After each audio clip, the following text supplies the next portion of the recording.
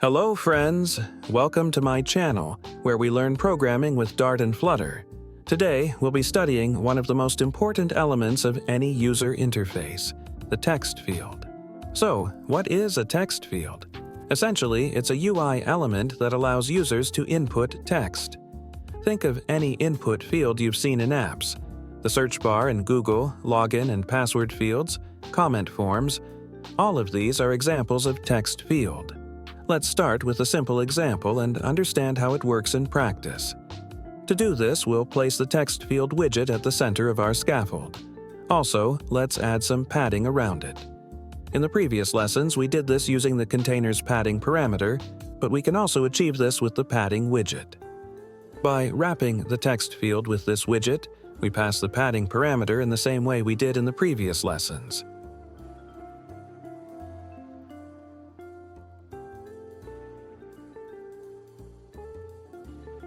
Now, after running the code, we see an input field in the center of the screen represented as a line. We can start typing some text into it. The text field has many named parameters.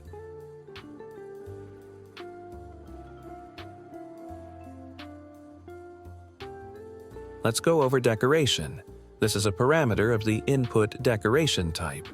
It allows us to customize how our input field looks. Let's pass this parameter and look at it more closely. Input decoration also has many named parameters for different purposes. For example, if we want our input field to have a hint, we can pass the hint text parameter to input decoration. This is a parameter of type string, so let's pass some text. Now, our input field has a hint.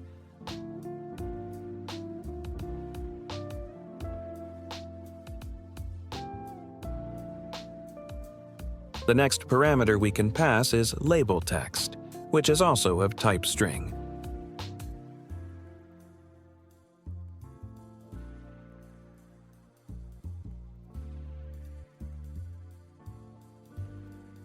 This way, our input field will have a label.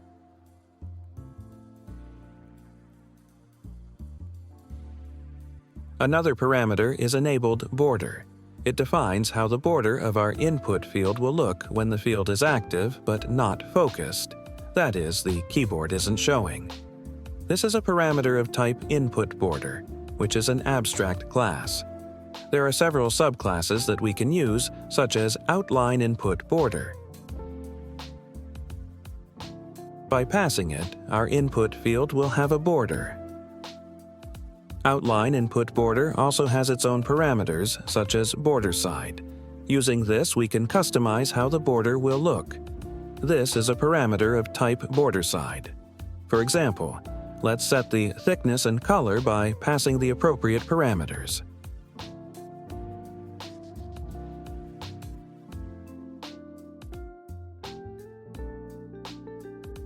This way, we've changed the border. But if we click on this field and start typing something, the border will change. To make it stay the same, we need to pass the focused border parameter and set it to the same values as enabled border.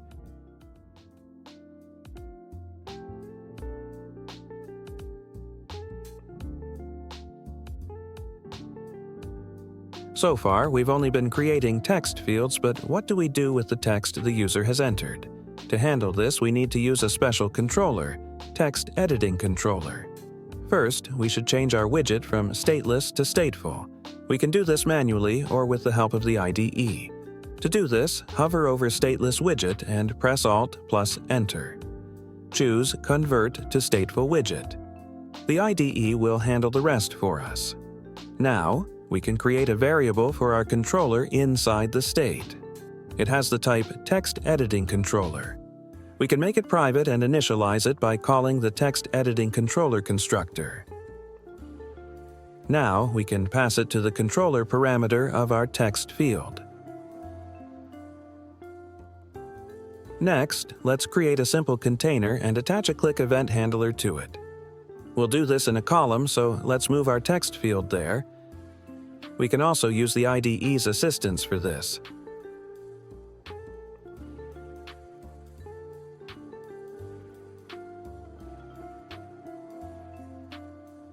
Now, let's create a container and wrap it with inkwell. We've done this in previous lessons.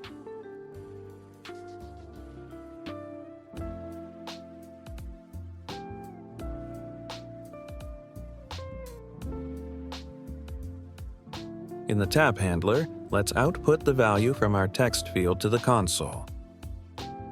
To get the value, we can use our controller. Simply access the text property of our controller and output it to the console.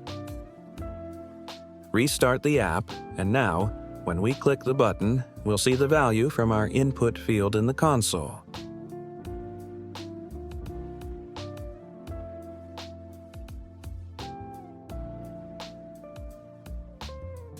Besides handling the entered text, we can also react to events during text input. For instance, we can track each character entered using the onChanged parameter.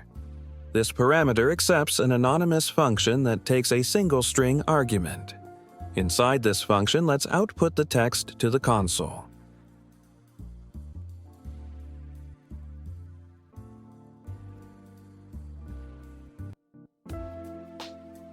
Now, every time we type something or erase something in the input field, the anonymous function will be called, and we'll see it in our console. That's all for today. We've learned how to create a text field, style it, and work with the text entered by the user. I hope this lesson was useful and easy to understand. If you have any questions, feel free to ask them in the comments and I'll be happy to help. Don't forget to subscribe to the channel and give a like to avoid missing future lessons. Thank you for watching, and see you in the next video.